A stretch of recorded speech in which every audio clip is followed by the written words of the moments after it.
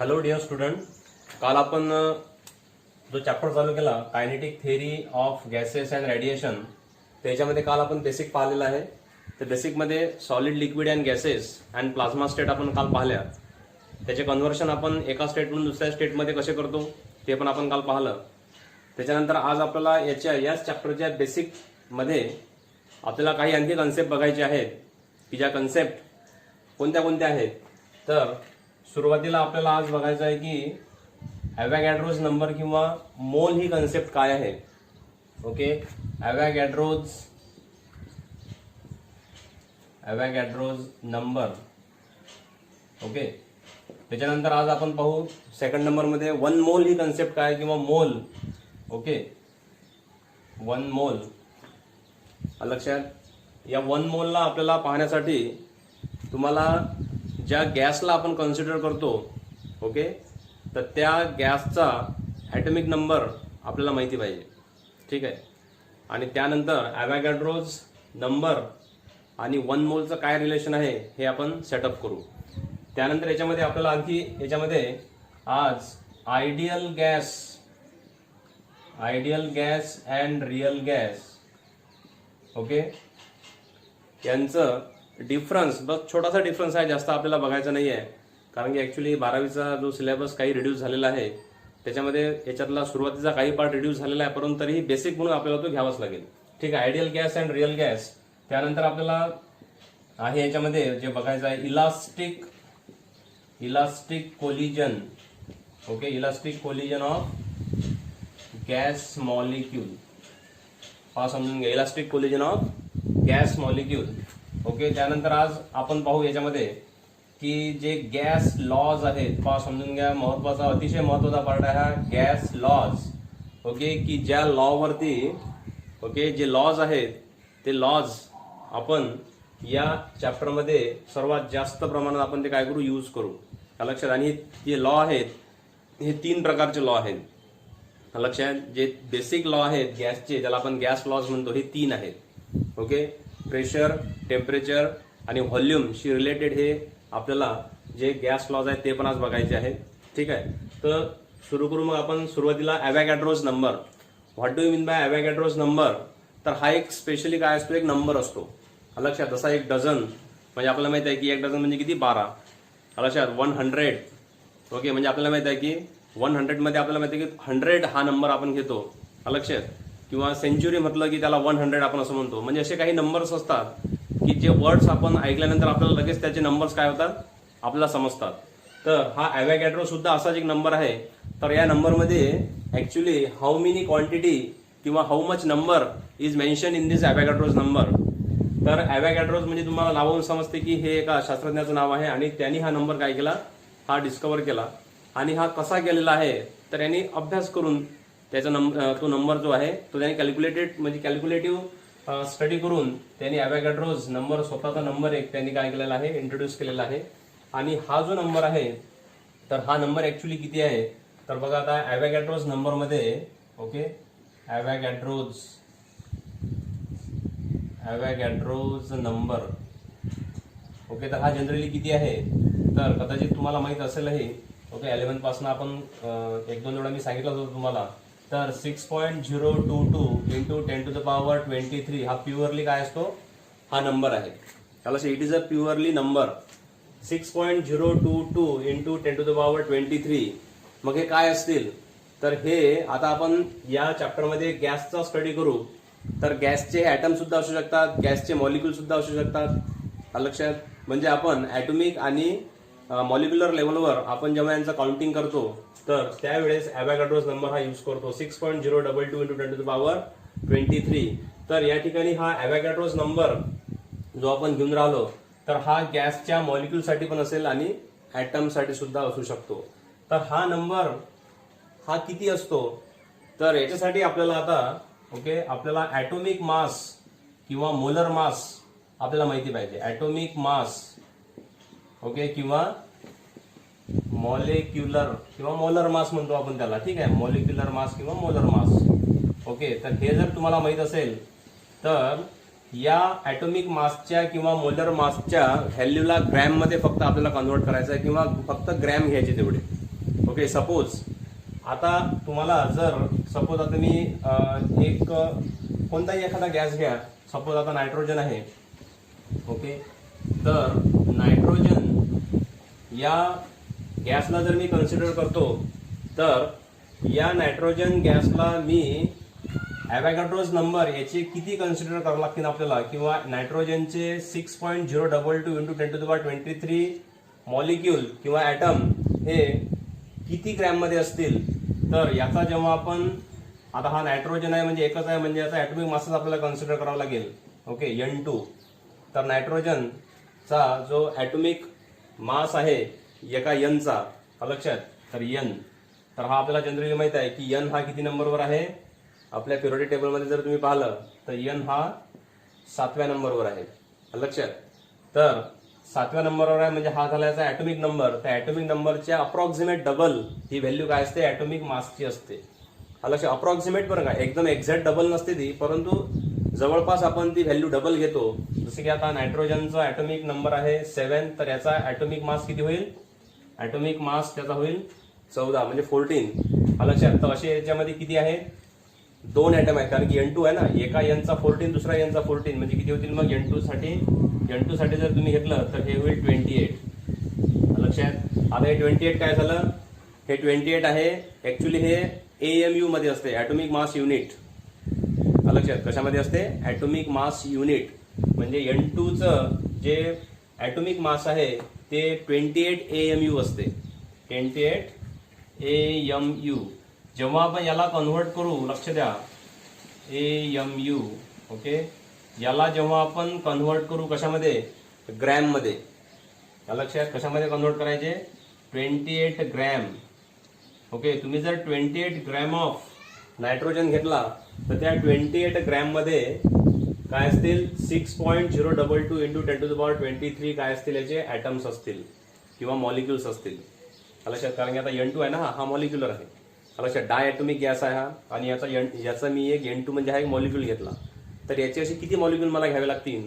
तर मी जर समजा याचे 6.022 इंटू 10⁻23 एवढे मॉलिक्यूल जर घेतले तर ते किती होतील 28 ग्रॅम. मग मी हे 28 कसे काढले, तर मी 28 काढले याच्या ॲटॉमिक किंवा मॉलिक्युलर मासवरून लक्षात. सपोज तुम्ही जर आता नेक्स्ट आणखी एक्झाम्पल जर घेतलं H2O म्हणजे आता काय तुम्हाला माहिती आहे हा मॉलिक्यूल आहे वॉटरचा. तर या वॉटरच्या मॉलिक्यूलला जर समजा तुम्ही 6.022 इंटू 10⁻23 एवढे मॉलिक्यूल किती असतील किती पाण्यामध्ये, म्हणजे तुम्हाला पाणी किती घ्यावं लागेल लक्षात. तर परत याचं कन्व्हर्शन आपण कशामध्ये करू ॲटॉमिक मास घेऊ याचं पहिले लक्षात, किंवा मॉलिक्युलर मास, कारण की आता हा मॉलिक्यूल आहे. तर आपल्याला माहित आहे की H2, तर एका हायड्रोजनचा ॲटॉमिक मास किती आहे 1 आहे. ॲटॉमिक मास म्हणजे काय सम ऑफ प्रोटॉन अँड न्यूट्रॉन लक्षात. परंतु हायड्रोजनमध्ये तुम्हाला माहित आहे की सेंटरमध्ये त्याचे आयसोटोप्स आहेत. म्हणजे हायड्रोजनचे जे आयसोटोप्स आहेत त्याच्यापैकी असा आयसोटोप आपल्याला घ्यावा लागतो की ज्यामध्ये एकच काय असेल प्रोटॉन असेल, न्यूट्रॉन त्यामध्ये नसेल. म्हणजे त्याचा ॲटॉमिक मास किती राहतो 1च राहतो, तो डबल होणार नाही. म्हणजे या केसमध्ये एका हायड्रोजनचा ॲटॉमिक मास किती आहे 1 लक्षात. तर याच्यामध्ये 2 हायड्रोजन आहेत म्हणजे या दोघांचं ॲटॉमिक मास किती झालं मग हा होईल 2. म्हणजे H2 साठी व्हॅल्यू झाली 2. ओके. आणि ऑक्सिजन, तर ऑक्सिजन साठी ॲटॉमिक मास आपल्याला माहित पाहिजे. तर ऑक्सिजन किती नंबरवर आहे, तर ऑक्सिजन आहे 8 नंबरवर लक्षात. तर 8 चे डबल जर आपण जर केले जनरली तर ते किती होतील मग 16. म्हणजे O चा ॲटॉमिक मास किती झाला 16 लक्षात. H2O जर समजा आपण ऍड केलं तर त्यासाठी किती होतील मग 16 आणि 2. ओके. तर हे किती होतात 16 and 2 that is 18. Okay. So we can take the H2O. Okay. तर आता हे बघा आपण H2Oचं जे आपण ॲटॉमिक मास किंवा मॉलिक्युलर मास जे काढलं तर H2O किती झालेलं आहे ते 18. आता या 18 ला काय करायचं आपल्याला ग्रॅम मध्ये कन्व्हर्ट करायचं आहे.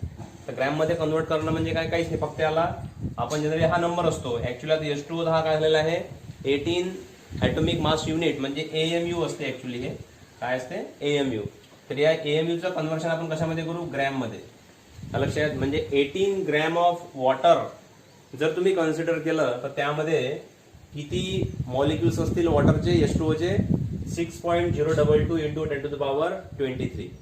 Okay, so in this way we can calculate the Avogadro's number of any given molecule or atom. Okay, तर या केसमध्ये आपण जनरली गॅसेसच घेऊ, सर्व गॅसचाच स्टडी आहे आपल्याला याच्यामध्ये. तर आता यानंतर हे तुम्हाला समजलं असेल जनरली ॲव्होगाड्रोज नंबर. आता हाच ॲव्होगाड्रोज नंबर आपल्याला माहित आहे की मोलशी रिलेटेड आहे. कशाशी रिलेटेड आहे? मोल. ओके, तर बघा आता जनरली 1 मोल म्हणजे काय, तर पहा लक्ष द्या. आता मोल जेव्हा आपण कन्सिडर करतो, ओके, 1 मोल, तर 1 mole of any substance, 1 mole of any substance is equal to काय असतील, तर या 1 मोलचं रिलेशन डायरेक्टली ॲव्होगाड्रोज नंबर सोबत आहे. 1 mole of any substance means what, त्या सबस्टन्सचे, त्या पदार्थाचे इतके जर मॉलिक्यूल तुम्ही घेतले, किती, 6.022 into 10⁻23, तर ते झाले 1 मोल ऑफ दॅट सबस्टन्स. लक्षात, म्हणजे त्या सबस्टन्सचा त्यामध्ये जर आपण ऍटम्स किंवा त्याचे मॉलिक्यूल जर घेतले किती, तर 6.022 into 10⁻23. काही बुकमध्ये 22 पण असते, तर याला काही आपण एवढं मायन्यूट आपण त्याच्यामध्ये कन्सिडरेशन करणार नाही. जनरली एवढे numbers of, okay, what does it mean, 1 mole of any substance is equal to 6.022 into 10⁻23 मोल किंवा ॲटम्स और मॉलिक्यूल और एनिथिंग. एवढे नंबर म्हणजे कोणताही, समजा तुम्ही पेन जरी कन्सिडर केले, तर एवढ्या नंबरला जर आपण कन्सिडर केलं पेनासाठी, तर ते झाले 1 मोल पेन. अशा 1 मोल people, what does it mean, 1 मोल people means this much number times the people. म्हणजे एवढे जर पीपल असतील तर ते झाले 1 मोल पीपल. ऍक्च्युली एवढे नंबर्स आपण हे आपल्या फिजिकल स्टडीमध्ये फक्त आपण ॲटॉमिक लेवलवर किंवा मॉलिक्युलर लेवलवरच आपण जनरली हे काय करतो, यूज करतो. लक्षात. तर अशा प्रकारे आता ही कन्सेप्ट आहे 1 मोल. आता 1 मोल आपल्याला जर समजा कॅल्क्युलेट करायचं असेल, त्याच्यासाठी तुम्हाला 3 फॉर्म्युले आहेत. लक्ष द्या. 1 मोल म्हणजे काय, की कोणत्याही पदार्थाचे किंवा कोणत्याही सबस्टन्सचे किंवा तुम्ही जर काही कन्सिडर केलं, तर ते व्हॅल्यू किती वेळा पाहिजे किंवा किती पाहिजे त्याची व्हॅल्यू 6.022 into 10⁻23 एवढा जर नंबर असेल, तर तो आहे 1 मोल. लक्षात. मग 1 मोल तुम्ही ग्रॅम म्हणजे कोणतेही समजा धान्य आहे, तुम्ही त्यातलं सुद्धा कन्सिडर करू शकता 1 मोल. लक्षात. तर त्या केसमध्ये आपल्याला फक्त हा नंबर कन्सिडर करावा लागतो. 1 mole is what, 1 mole of any substance is equal to, okay, 6.022 into 10⁻23 atoms असतील त्याचे किंवा काय असतील, मॉलिक्यूल असतील. ओके, तर अशा प्रकारे हे ॲव्होगाड्रोज नंबरलाच आपण जनरली काय म्हणतो, 1 मोल. आता आपल्याला हे जेव्हा 1 मोल कॅल्क्युलेट करायचा असतो, तर हा जनरली 1 मोल जर समजा तुम्ही म्हटलं की what do you mean bye 1 मोल, 1 मोल म्हणजे काय, तर याला आपण कधी कधी n ने सुद्धा दर्शवतो, स्मॉल n. लक्षात. या चॅप्टरमध्ये आपण त्याला n नच दर्शवू. ओके, तर n is equal to what, जर समजा तुम्हाला मास दिलेला आहे, दिलेल्या सबस्टन्सचा काय दिलेला आहे, मास. समजा तुम्हाला आता मास गिवन आहे. ओके, जेव्हा तुम्हाला मास गिवन असेल, तर त्याला डिवाइड करायचं आहे तुम्हाला कशाने, you have to divide molecular और atomic mass. Okay, atomic mass और मॉलिक्युलर मास किंवा मोलर मास एकच आहे. ओके, मोलर किंवा मोलार मास. ठीक आहे ना. जर समजा तुम्हाला मास गिवन मास म्हणजे तुम्हाला काहीतरी मास दिलेला आहे, तर त्या मासला तुम्ही जर ॲटॉमिक नंबरनी त्या सबस्टन्सच्या किंवा त्या सबस्टन्सच्या मॉलिक्युलर मासने जर समजा तुम्ही डिवाइड केलं, तर तुम्हाला काय मिळेल, 1 मोल मिळेल. लक्षात. If mass is given and atomic mass and molar mass if you know, then you can calculate the 1 mole. Okay, त्याच्यानंतर समजा तुम्हाला जर सपोज तुम्हाला जर व्हॉल्यूम दिलेला आहे एखाद्या सबस्टन्सचं किंवा फ्लुइडचं, आता या केसमध्ये गॅस, तुम्हाला जर व्हॉल्यूम दिलेला आहे, लक्षात, व्हॉल्यूम ऑफ गॅस किंवा फक्त व्हॉल्यूमच लिहितो मी. ओके, व्हॉल्यूम डिवायडेड बाय, तर त्या केसमध्ये आपल्याला माहित आहे की गॅसच्या किती व्हॉल्यूमसाठी आपण 1 मोल ही कन्सेप्ट यूज करतो, तर ती असते 22.4 लिटर लक्षात, किंवा आपण जनरली त्याला 22.4 क्युबिक डेसिमीटर सुद्धा घेऊ शकतो. पहा ही व्हॅल्यू कशी आहे. ओके, तर या केसमध्ये सुद्धा आपण काय काढू शकतो, 1 मोल ही व्हॅल्यू काढू शकतो. So N is equal to volume upon लक्षात व्हॉल्यूम गिवन जर असेल तुम्हाला लक्षात volume given divide by 22.4 litre, it means that 22.4 cubic decimetre सुद्धा तुम्ही घेऊ शकता लक्षात. किंवा आता तिसरी केस, तुम्हाला यापैकी मास गिवन मास दिलेलं नाहीये, ऍटॉमिक मास समजा हे नाहीये, किंवा तुम्हाला डायरेक्ट नंबर ऑफ ऍटम्स किंवा नंबर ऑफ मॉलिक्यूल दिलेले आहेत. प्रॉब्लेम मध्ये काय दिलेलं आहे तुम्हाला जर समजा नंबर ऑफ ऍटम्स और काय दिलेलं आहे मॉलिक्युल्स दिलेले आहेत, तर तेव्हा सुद्धा तुम्ही काय काढू शकता, मोल म्हणजे 1 मोलची व्हॅल्यू तुम्ही काढू शकता. तर याला तुम्हाला डिवाइड करायचं असते ॲव्होगॅड्रोज नंबरने लक्षात. ॲव्होगॅड्रोज नंबर म्हणजे किती, 6.022 इंटू 10⁻23. ठीक आहे ना. तर या केसमध्ये आपल्याला हे 3 फॉर्म्युले आहेत. कशासाठी आहे ते, टू फाइंड द 1 मोल लक्षात, तुम्हाला मोल काढण्यासाठी.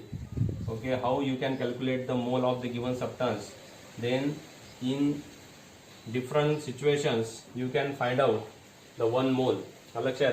परंतु कधी कधी आपल्याला याच्यामध्ये STP NTP दिलेलं असते, तर ही जी व्हॅल्यू आहे जनरली ही फॉर काय असते, at STP standard temperature and pressure.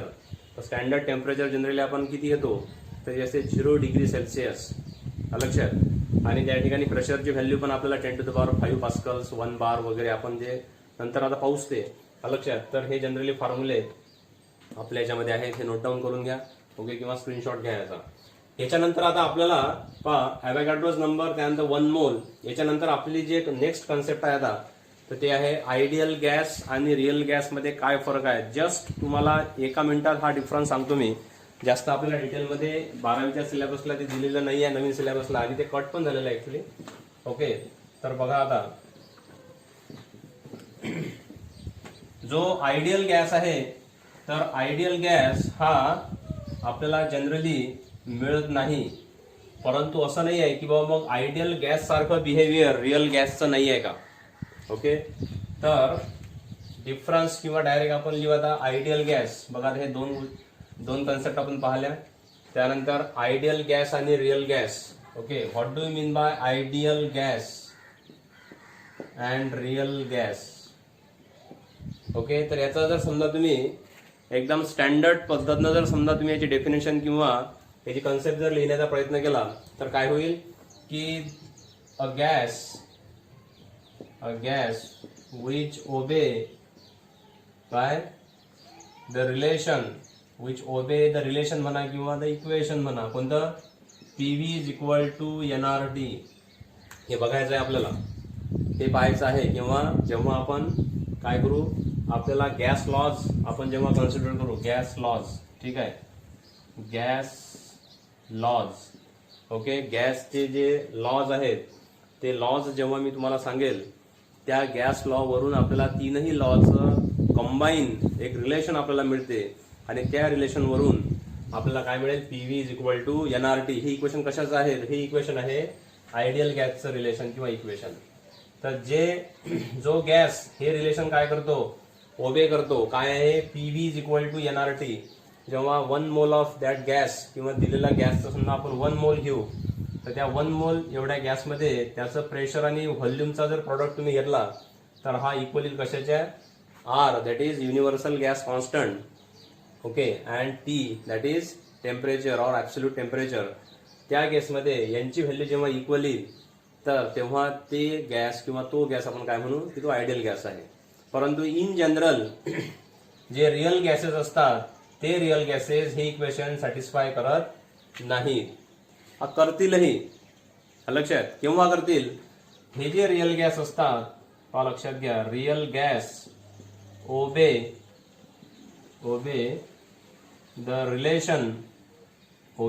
Relation कोणतं, PV is equal to NRT. केव्हा हे उभे करतील, जेव्हा त्यांचं प्रेशर काय असेल, कमी असेल. प्रेशर काय असेल, कमी असेल आणि टेम्परेचर खूप हाय असेल. लक्षात. मग याचा अर्थ काय होते, तर याचा अर्थ असं एकच आहे की जेव्हा गॅसचं प्रेशर कमी होईल तर ते काय असतील, त्यांची जी स्पेस त्यांनी ऑक्युपाय केलेली असेल ती खूप मोठी असेल. आणि जेव्हा हे स्पेस खूप मोठी ऑक्युपाय करतील तेव्हा त्यांचं इंटरमॉलिक्युलर फोर्स ऑफ अट्रॅक्शन हे म्हणजे जवळपास नसल्यासारखंच होऊन जाईल. लक्षात. आणि जे रिअल गॅसेस असतात ते generally intermolecular force of attraction थोडंफार दाखवतात, कारण की त्यांना आयडियल कंडिशनमध्ये आपण कन्सिडर करत नाही. जर तुम्ही आयडियल कंडिशनमध्ये जर त्यांना कन्सिडर केलं तर ते हे रिलेशन सुद्धा काय करतील, ओबे करतील. खूप हाय टेम्परेचर आणि प्रेशर जर एकदम लो असेल त्याचं, तर त्या कंडिशनमध्ये रिअल गॅसेस सुद्धा काय करतात, हे आयडियल गॅस सारखे बिहेव करतात. परंतु आपल्याला रिअल गॅसेसच आपण स्टडी करतो आणि हे रिअल गॅसेस स्टडी केले जातात त्या आयडियल गॅसच्या काही अझम्पशन्स वरून. जे अझम्पशन्स आहेत आयडियल गॅसचे तेच आपण अझम्पशन जनरली यूज करतो रिअल गॅसच्या स्टडीसाठी सुद्धा. ओके. आणि सर्वात महत्वाची गोष्ट, जेव्हा आपण गॅसचा स्टडी करतो, तुम्हाला काल पण सांगितलं होतं मी, तर त्या गॅसमध्ये प्रेशर, व्हॉल्यूम, टेम्परेचर हे जनरली आपण त्यांचा स्टडी करतो आणि त्यांची काही इंटरनल एनर्जी असते, ती एनर्जी पण आपण काय करतो, स्टडी करतो. तर हे जनरली 3-4 पॅरामीटर्स आपल्याला महत्वाचे असतात कोणासाठी, गॅसचा स्टडी करण्यासाठी. तुम्हाला समजला म्हणजे आयडियल गॅस आणि रिअल गॅसमध्ये काय फरक आहे. आयडियल गॅस म्हणजे काय, a gas which obeys the relation PV is equal to NRT. Okay. Generally ते सापडत नाहीत. लक्षात. आयडियल गॅस हे जनरली आपल्याला सापडत नाहीत. आपल्याकडचे जे काही गॅसेस आहेत, जनरली नायट्रोजन आहे, ऑक्सिजन आहे, ओके, असे जे आहेत काही गॅस, ते गॅस जर हे रिलेशन ओबे करत असतील आणि ते करतातही कोण्या कंडिशनला, त्यांचं प्रेशर जर खूप कमी असेल आणि टेम्परेचर खूप हाय असेल तर त्या कंडिशनला नायट्रोजन, ऑक्सिजन सारखे हे जे काही गॅसेस आहेत ते गॅसेस हे रिअल आयडियल गॅस सारखे काय करतात, ते बिहेवियर दाखवतात. हा लक्षात. तर हाच एक फरक आहे आयडियल गॅस आणि रिअल गॅसमध्ये. रिअल गॅसेस म्हणजे कोणते, जे आपण जनरली आपल्या सभोवताली जे आहेत सर्व, ओके, त्यांना आपण म्हणतो रिअल गॅसेस. आणि आयडियल गॅसेस म्हणजे कोणते, ते स्पेसिफिक कंडिशनमध्ये आपल्याला स्टडी करायचे असतात. लक्षात. ते आपल्याला जनरली आपण आपल्या रोजच्या जीवनामध्ये त्यांना स्टडी करू शकत नाही. ओके. तर हा फरक आहे जनरली आयडियल गॅस आणि रिअल गॅसचा. लक्षात. आता आपण याच्यानंतर आपल्याला याच्यामध्ये दिलेला आहे elastic collision of gas molecule. आता गॅसला जेव्हा मी कन्सिडर करतो एखाद्या कंटेनरमध्ये, तर तुम्हाला माहित आहे की हे जे मॉलिक्युल्स असतात गॅसचे, तर हे ऍट रॅन्डम काय करतात, फिरत असतात. Okay. When I consider a container, okay, एखादा कंटेनर आहे समजा, हे याला वरून मी एक पिस्टन लावलेला आहे. लक्षात. तर या केसमध्ये मी जेव्हा गॅस मॉलिक्यूल घेईल, हे सर्व गॅस मॉलिक्यूल आहे, तर हे गॅस मॉलिक्यूल काय करत आहे, यांची मोशन तुम्हाला काल पण दाखवली होती मी. यांची मोशन कशी असते, ही रॅन्डम मोशन असते. लक्षात. हे इतरत्र फिरत असतात, एका पर्टिक्युलर डायरेक्शनने हे फिरणार नाही. आहे ना. पहा, रॅन्डम मोशन तुम्हाला दाखवलेली आहे यांची. तर आता ही जी रॅन्डम मोशन आहे, तर ही रॅन्डम मोशन परफॉर्म होत असताना, लक्ष द्या, कारण की हे मोशन मध्ये असतात, हे तुम्हाला माहित आहे, काल सांगितलेलं आहे मी तुम्हाला. हे जे मोशन मध्ये आहेत म्हणजे यांना काय आहे, कायनेटिक एनर्जी आहे. लक्षात. यांना काय आहे, कायनेटिक एनर्जी आहे. लक्षात. आणि कायनेटिक एनर्जी सोबतच हे मोशन मध्ये आहेत, यांना मास पण असते. आयडियल गॅसला जनरली त्या मॉलिक्यूलला मास नसते. लक्षात. परंतु असे गॅस आपल्याला सापडत नाहीत की ज्यांना त्यांच्या मॉलिक्यूलला मास नसेल. हा, थोडंफार तरी आहेच, खूप मायन्यूट मास असते ते, परंतु त्याला मास असेलच. प्रत्येक गॅसच्या मॉलिक्यूलला जर तुम्ही कन्सिडर केलं तर त्याला काय असते, मास असते. आणि सोबतच त्याला काहीतरी डायरेक्शन दाखवून राहिलो मी, म्हणजे त्याला काय, व्हेलॉसिटी पण आहे. मास आहे आणि काय असते, व्हेलॉसिटी आहे, कारण की ते मोशन मध्ये आहेत ना. ओके. मग आता त्यांना मास आहे, व्हेलॉसिटी, आणि त्यांना काय असते मग, म्हणजे त्यांना मोमेंटम आहे. Okay. So momentum that is P is equal to M into V, म्हणजे त्यांना काय आहे, mass into velocity. It means that they possess a momentum. मग इलास्टिक कोलिजन म्हणजे काय, तर समजून घ्या, जेव्हा हे फिरतात, ओके, व्हेन दे कोलाइड्स और when they perform a motion or random motion, while performing this random motion they collide with each other and also with the wall of container. ज्या कंटेनरला आपण इथं कन्सिडर केलेलं आहे ते काय होतात की समजा आता हा मॉलिक्यूल एक इकडनं आलेला आहे आणि एक दुसरा इकडून समजा एक मॉलिक्यूल इकडनं आला आता हा. ओके. तर आता हे दोन मॉलिक्यूल काय होतील, या पोझिशनला कोलाइड होतील, म्हणजे त्यांचं कोलिजन होईल. मग हे कोलिजन सतत सुरू असते. मग आता समजा जर यांचं कोलिजन जर सतत सुरू आहे, तर यांचं कोलिजन जर हे इनइलास्टिक जर असतं, तर हे सर्वच्या सर्व कोलिजन नंतर काय झाले असते, स्टॉप झाले असते. लक्षात. परंतु हे कोलिजन नंतर सुद्धा यांची डायरेक्शन चेंज होईल, परंतु त्यांची कायनेटिक एनर्जी आणि त्यांचं मोमेंटम हे काय राहते, सेम राहते, कॉन्झर्व राहते. लक्षात. आणि ते कॉन्झर्व असल्यामुळेच आपण त्यांना म्हणतो इलास्टिक कोलिजन. कोणतं कोलिजन आहे, इलास्टिक. बघा नाव काय आहे, elastic collision of gas molecule. Means when we consider the any two molecule, okay, then after some time they will collide with each other. But the study says that if we study the kinetic energy and momentum of every molecule before collision and after collision, then it is conserved, it is same. Okay, so it means that we can say that this collision is elastic collision. Okay, कारण की यांची kinetic energy आणि momentum हे काय राहते, conserve राहते. आणि हे जर कॉन्झर्व राहत असेल तर समजून घ्या की हे जे कोलिजन असते यांचं, हे कोलिजन कसं आहे, हे इलास्टिक कोलिजन आहे. ओके, सगळ्यांना समजून आलंय व्यवस्थित. ठीक आहे. तर हे जे आहे आता कन्सेप्ट हा elastic collision of gas molecule, तर हा फक्त एवढाच आहे. तुम्हाला याचे डेफिनेशन वगैरे आपण ते पाहूच नंतर तुम्हाला नोट्समध्ये मी देतोच. त्या लक्षात. Elastic collision and gas molecule, elastic collision of gas molecule समजला आहे. आता त्याच्यानंतर या चॅप्टरला आपल्याला मेन चॅप्टरला सुरू करण्यासाठी आपल्यासोबत आणखी एक मेन कन्सेप्ट आहे आणि ती आपल्याला स्टडी करायचीच आहे. आणि ती कोणती आहे, गॅस लॉज. लक्षात. गॅस लॉज म्हणजे काय, तर ते आपल्याला आता बघायचं आहे. त्यासाठी मी रफ करतो. ओके, हा तुम्हाला काय दिलेला आहे, तर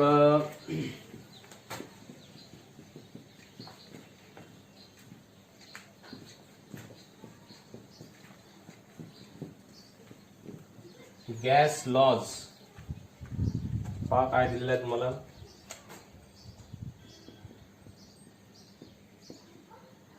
गॅस लॉज. ओके, आता गॅस लॉला जर समजा तुम्हाला डिफाईन करायचं असेल किंवा आपल्या भाषेत जर आपल्याला समजून घ्यायचं असेल, तर याचा अर्थ असा होतो की गॅस लॉज म्हणजे की एक प्रकारचे रिलेशन असतात. ते काय आहेत, रिलेशन आहेत. कोणाकोणाचे, द रिलेशन बिटवीन, तुम्ही लिहू शकता या ठिकाणी, the relation between, okay, between volume, pressure and temperature of gas. म्हणजे एक प्रकारचे रिलेशन आहेत. कसे रिलेशन आहेत हे, the relation between volume, pressure and temperature of gas. हे जर समजा आपण रिलेशन कन्सिडर करतो, ते रिलेशनच आपल्याला बघायचे आहेत की how volume is related to pressure, how volume is related to temperature, how temperature is related to pressure और volume. Okay, so like this. आता या केसमध्ये जेव्हा आपण लॉज ऑफ किंवा गॅस लॉज आपण कन्सिडर करू, तर प्रत्येक वेळेस आपल्याला हे समजलं पाहिजे, while studying the gas laws, the given mass of gas, okay, should fixed. काय असलं पाहिजे, ते मास काय असलं पाहिजे, फिक्स्ड असलं पाहिजे. म्हणजे फिक्स मासच्याच गॅससाठी आपण हे लॉ काय करू शकतो, हे उभे करू शकतो किंवा आपण ते फॉलो करू शकतो.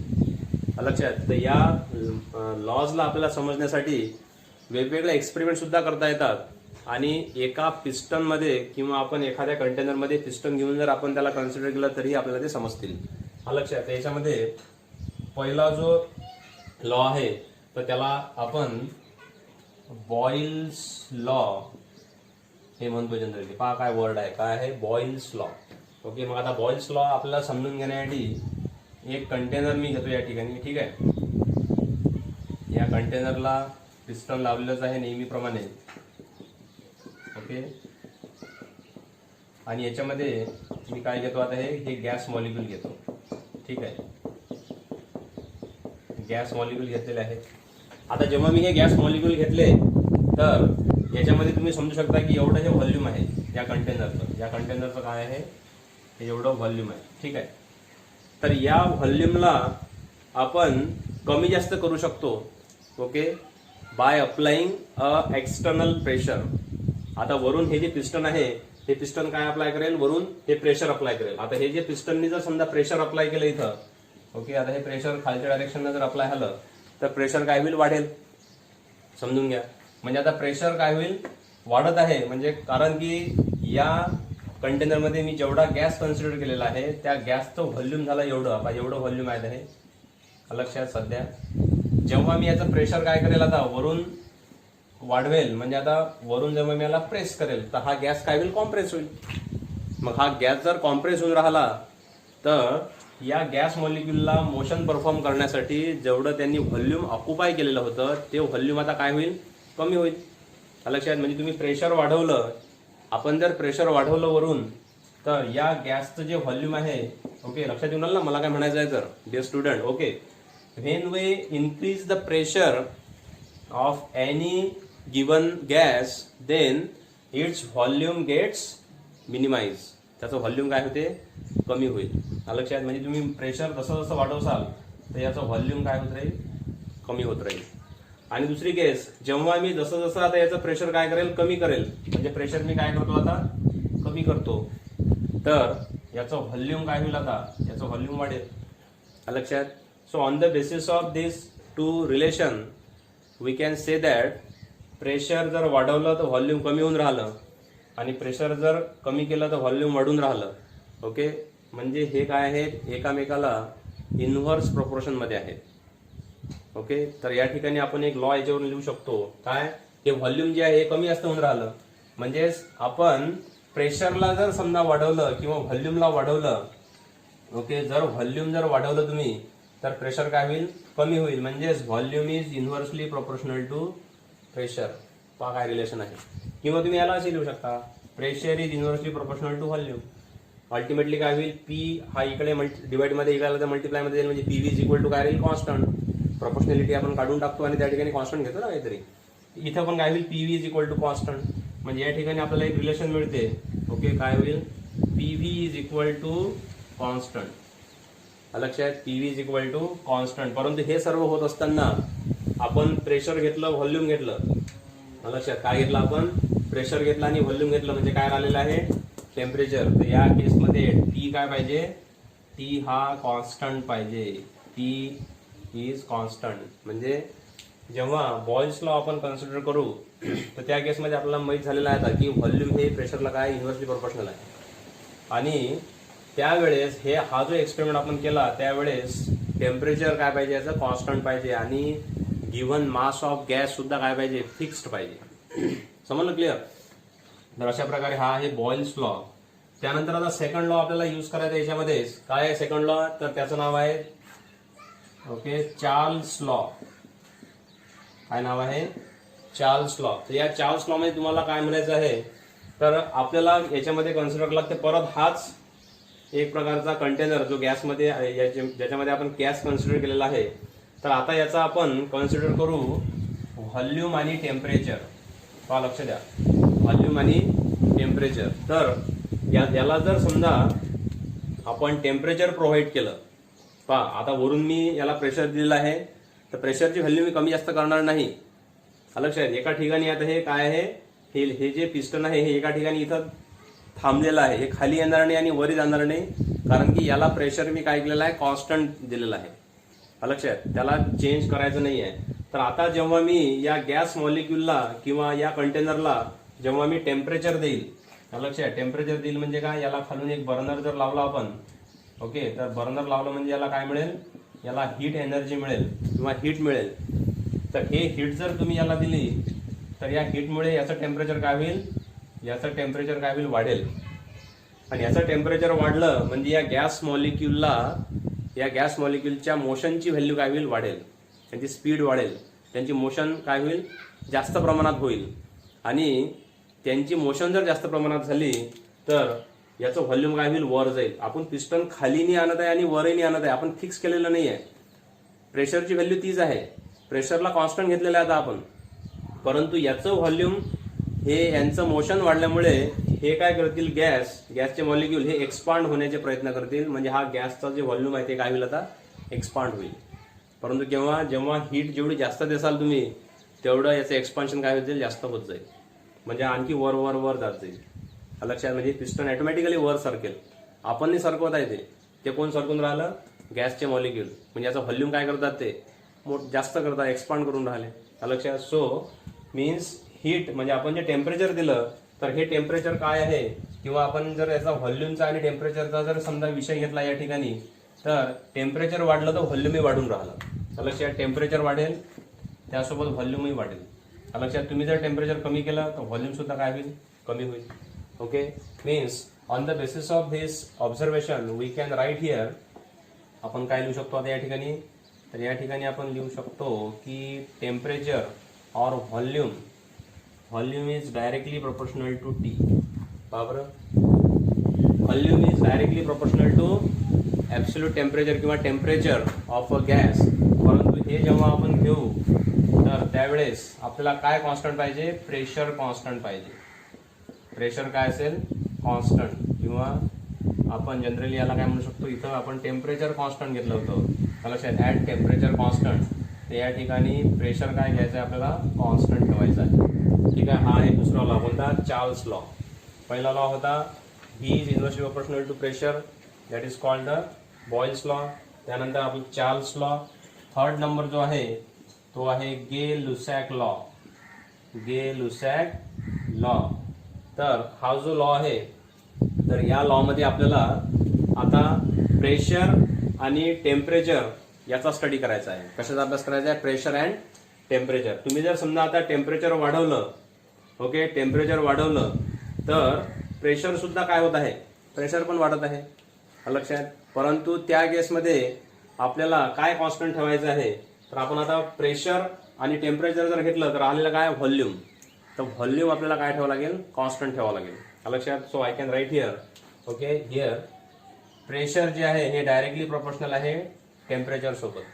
लक्षात, म्हणजे प्रेशर जर समजा आपण इन्क्रीज केलं याचं, तर समजून घ्या की टेम्परेचर सुद्धा वाढलेलं आहे, आणि टेम्परेचर वाढलं म्हणजे याचं काय होते, प्रेशर वाढते.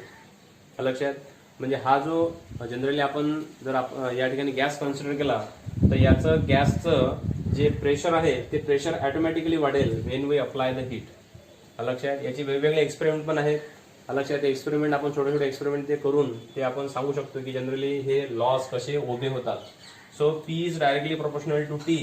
तर या ठिकाणी आपल्याला काय कॉन्स्टंट ठेवायचं आहे, volume at volume constant, at volume constant किंवा ॲट कॉन्स्टंट व्हॉल्यूम.